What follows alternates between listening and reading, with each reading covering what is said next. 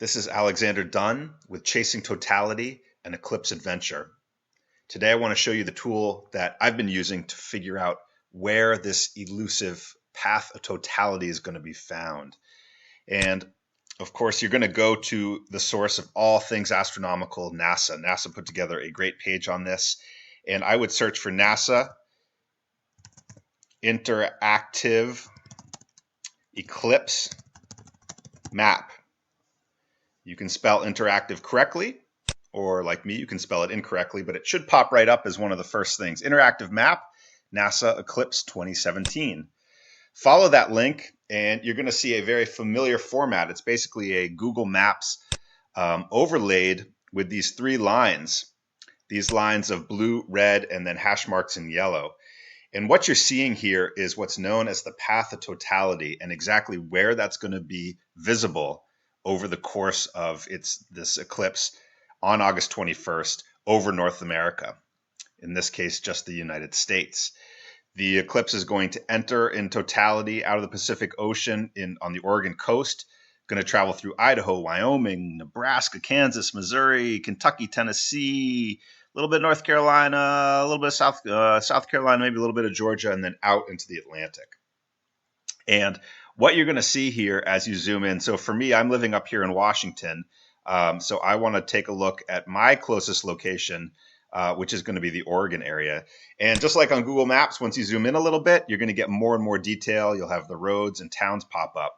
And basically what we're seeing here is the boundaries, so the sort of northernmost boundary, the southernmost boundary, and then the exact path of total, the peak or the greatest duration of totality. And as we talked about in some other videos, again, what we're seeing is the shadow of the moon on the Earth.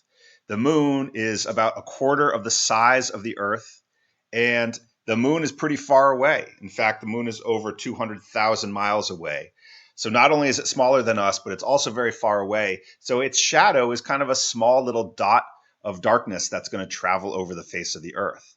Now, if you are not within these two lines, you're still going to see an eclipse. You're just going to see a partial eclipse, meaning that part of the sun will be covered up by the moon.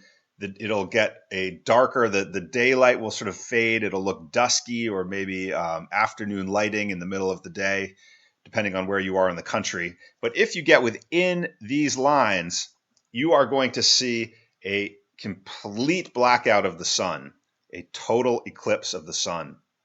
And if you get closest to this red line, not only are you going to see a total eclipse, but you will see it for the longest duration.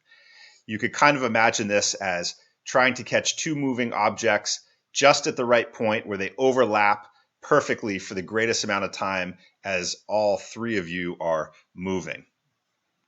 So when you're using this, what you might want to do is zoom in, take a look at some of the towns that maybe are lying within the path. Maybe you know somebody, or that you can call on. At this point, being less than a month away, a lot of these places are going to be mob scenes. We're going to talk about this in later videos too.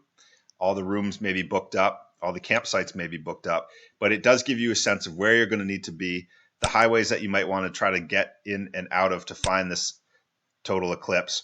And also, if you were to say, I know somebody in Madras, Oregon, if I click that, and you can click anywhere on the entire map, it's going to give you a whole bunch of information about the start time and the end time of the partial, the start and end of the total. Again, it's only total if you're within the two blue boundary lines. And these times are all in universal time, so you are going to have to do a little research on your end about the difference between your time zone and universal time. Universal time is used by astronomers so that we're not messing around with daylight savings and time zones. So you will have to translate what this means for you in, for instance, Pacific Daylight Time, Mountain, Central, Eastern, etc.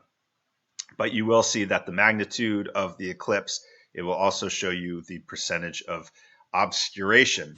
So if you're not going to make it into the eclipse, if you're hanging out in Portland and you're very close, you're going to notice that it looks pretty good, 99.4% obscuration. That means almost the entire sun will be blocked out, but there'll be a little pinprick of light, and that sun's a powerful thing, and that light will make it so you do not have that experience of seeing the corona and seeing the full nighttime during the day experience of a total eclipse. So great tool. Again, it's NASA's interactive eclipse map. Check it out, play with it. They have a great instructions page here, and this should get you going as to what's going on and how close the eclipse is going to be to you.